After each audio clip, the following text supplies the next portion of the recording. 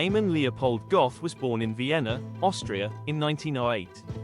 He came from a middle-class family, where discipline and obedience were valued. As a young man, Göth became attracted to extremist politics.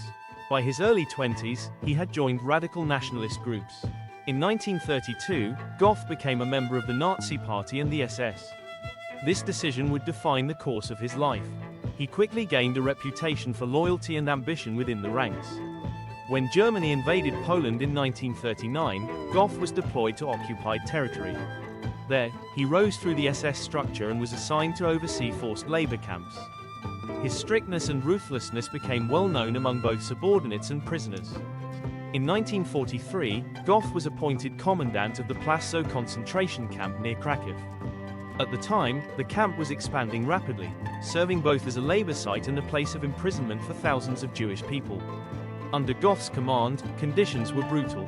Prisoners faced harsh treatment, scarce food, and constant fear. Göth's actions earned him a reputation for cruelty. Survivors later described his behavior as unpredictable and terrifying. Göth also oversaw the liquidation of nearby ghettos, where entire communities were forced into camps or executed on the spot. His role in these operations connected him directly to some of the darkest chapters of the Holocaust. In 1944, the SS began investigating Göth for corruption and theft. He was accused of stealing valuables from prisoners and misusing his position for personal gain. He was removed from his post but remained in SS custody until the war's end. After the collapse of Nazi Germany in 1945, Göth was captured by US forces.